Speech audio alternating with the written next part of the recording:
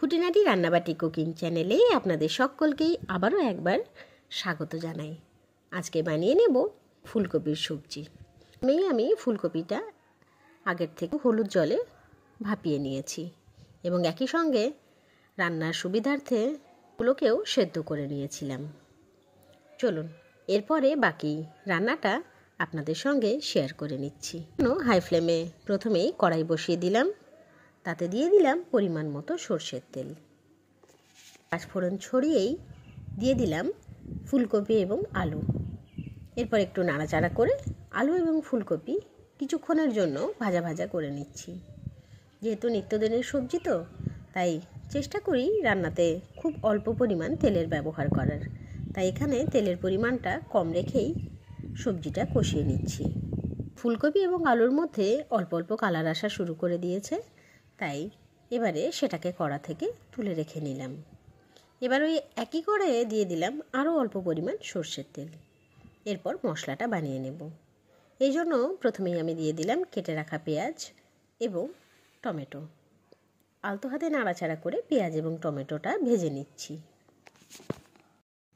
পেঁয়াজ এবং টমেটো নাড়াচাড়া করতে করতেই দিয়ে দিলাম বেটে রাখা আদা রসুন এবং পেঁয়াজের পেস্ট, সাথে অল্প কাঁচা লঙ্কাও কিন্তু বেটে নিয়েছি। এবার সেটাকে ভালো করে নাড়াচাড়া করে একটু একটু করে কষাচ্ছি। মনে হতে পারে আপনার যে পেঁয়াজ এবং টমেটোটা তো ভালো করে ভাজাই হলো না, তার আগেই মশলা দিয়ে দিলে।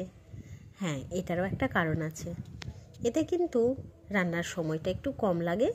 সব মশলাগুলো কষতে কষতে টমেটো এবং পেঁয়াজও ভালোভাবে ভাজা হয়ে যাবে।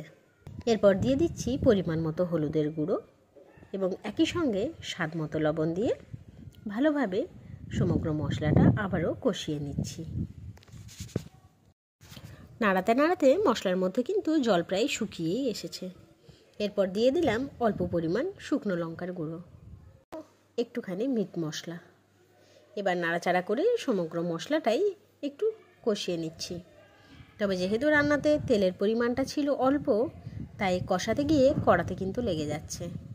তাই সেখানে কষাতে তো হবে, তাই অল্প অল্প জল অ্যাড করে বাকি মশলাটা কিন্তু কষিয়ে নিলাম। দেখুন কি সুন্দরভাবে মশলার মধ্যে থেকে রং আসা শুরু করে দিয়েছে এবং মশলাটাও সুন্দরভাবে কষানো হয়ে গেছে। এরপর অ্যাড করে দিচ্ছি ভেজে রাখা ফুলকপি এবং আলুগুলোকে। যদিও বা সম্পূর্ণ ডিপ ফ্রাই করিনি, অল্প একটু তো কড়াইয়ে নাড়াচাড়া করেছি, তাই এখানে ভাজাগুলো দেওয়ার পর আবারও একটু নাড়াচাড়া করে ফুলকপিটা কষিয়ে নিলাম। মশলার মধ্যে কষানোর মাত্রা যত বেশি হবে, স্বাদ কিন্তু ভরে ভরে চলে আসবে সবজি বা যে কোনো রান্নাতে। তাই কষানোর ক্ষেত্রে একটুও তাড়াহুড়ো করলে চলবে না। সুন্দরভাবে কষানো প্রায় হয়ে এসেছে। এরপর অ্যাড করে দিলাম পরিমাণ মতো জল। যেহেতু ফুলকপিটা ডিপ ফ্রাই করিনি এবং একটুখানি জলে যেহেতু ভাপিয়েছিলাম, তাই ফুলকপিটা একটু বেশিক্ষণ ধরে সেদ্ধ হবে, তাই জলের পরিমাণটা বেশি রেখে একটা ঢাকা চাপা দিয়ে দিচ্ছি।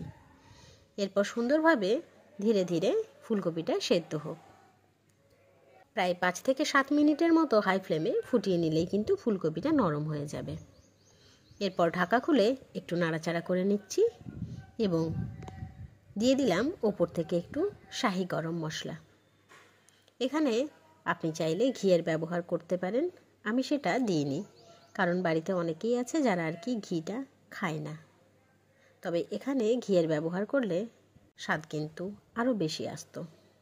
এই ফুলকপির সবজি রাতে রুটি কিংবা দিনের ভাত যে কোনো উপকরণের সঙ্গেই বেশ ভালো লাগবে। তবে আমি বিশেষ করে ফুলকপিটা রাতের খাবার রুটির সাথেই বানিয়েছিলাম।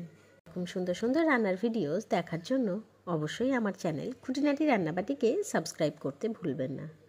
অবশ্যই লাইক, শেয়ার এবং কমেন্ট করে জানাবেন আমার দেওয়া সমস্ত ভিডিওস আপনার কেমন লাগছে। ধন্যবাদ।